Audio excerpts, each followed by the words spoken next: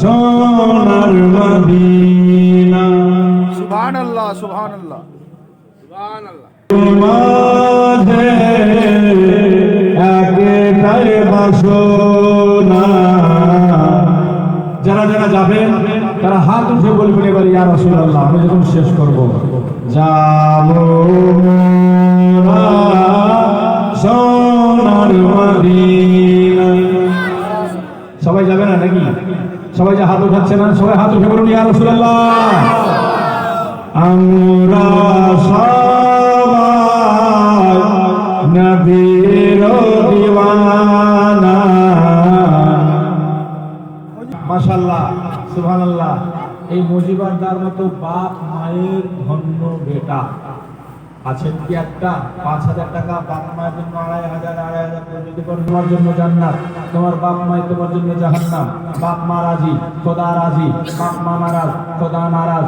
বাপ মা আজকে নেই, শুয়ে আছে কবরে, কাপড়ের কাপড়টা পর্যন্ত গলে গেছে, পচে গেছে। ভাই মাত্র 2,500 করে বাপ আর মায়ের নামে পারবেন মিশনে দিতে? পারবেন? আছেন কেউ আল্লাহর বান্দা? 5,000 খেয়েছি 2 বছর। বাচ্চারা মায়ের দুধ খেতে পাবে 2 বছর। একটা ছেলে মায়ের সাথে ঘুমাতে পারে একই বিছানাতে 10 বছর অবধি। বলুন সুবহানাল্লাহ। কত বছর অবধি? 10 বছর অবধি। 10 বছর অবধি মায়ের সাথে ঘুমানো যায়। 10 বছর হয়ে গেলে বিছানা আলাদা করে দিতে হবে শরীয়তের নিয়মে, শরীয়তের ভাষায়। তবে 2 বছর যে আমরা দুধ খেয়েছি মায়ের, এটা বিশেষজ্ঞরা রিসার্চ করে বলেছে যে একটা বাচ্চা 2 বছরে মায়ের দুধ খায় 40 মণ। বলুন সুবহানাল্লাহ। কত মণ? 40 মণ। যে মায়ের 1 ফোঁটা দুধের কেনা চামড়া কেটে যদি জুতা বানিয়ে দেন মায়ের, তবুও শোধ হবে না। সেই মায়ের জন্য আমি 5,000 টাকা দিতে বলছি। ভাই আর কেউ পারবেন না? কবি লিখছে, মায়ের 1 ফোঁটা দুধের শোধ হবে না কোনদিন, জন্ম জন্মান্তরে করিলে সাধনা, দয়াবতী দরদিনী মা। হাত উঠে সুবহানাল্লাহ। আচ্ছা একটা কাজ করতে পারবেন? মাকতুম মিশনে যে মসজিদটা আছে, যেখানে ছেলেরা নামাজ পড়ে, মানুষ যখন মরে যায়, ভালো মন্দ 2টা রাস্তা বন্ধ হয়ে যায়, ইল্লা মিন সালাস। তবে 3টা কাজের কথা নবী বলছেন, আও মিন সাদকাতিন জারিয়া, আও ইলমিন ইয়ানতাফিউ বিহি, আও ওয়ালাদিন সালিহ ইয়াদউ লাহু। নবী বলছেন 3টা কাজ কেউ করলে মাইয়াতরা পায়।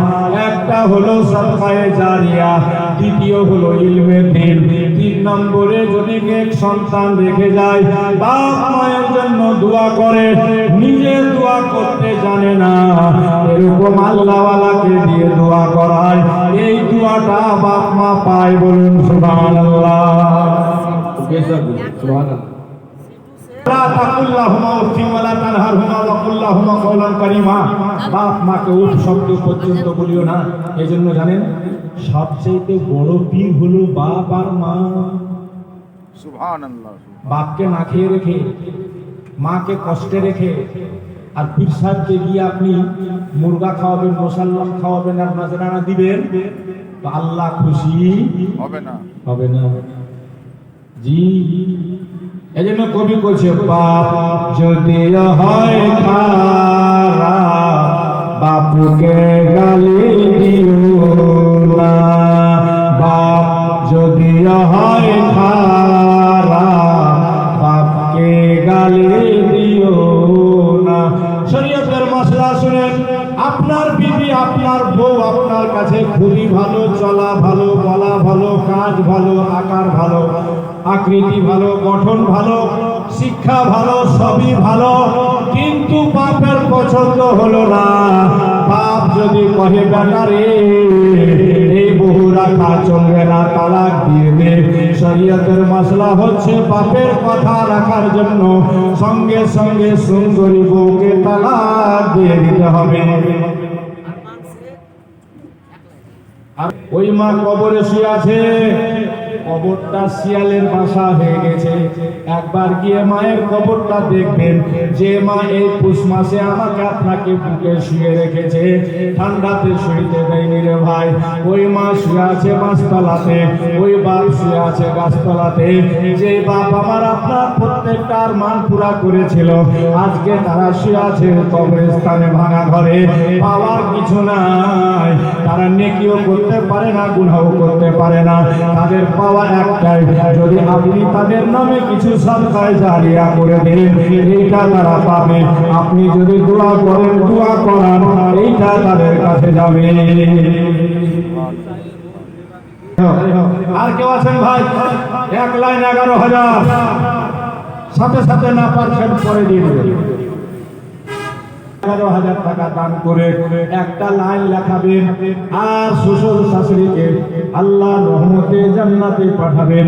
এরকম যদি কেউ থাকেন লেখাবেন ভাই। বলছিলাম মা কি জিনিস শুনুন, কবি লিখেছে, মায়ের কথা বলবো কত, আরে যদি বলি বছর শত, মায়ের কথা বলবো কত, যদি বলি বছর শত, তবু না ফুরায় আমার মায়ের বর্ণনা। মায়ের কথা বলবো কত, যদি বলি বছর শত, তবু না ফুরায় আমার মায়ের বর্ণনা।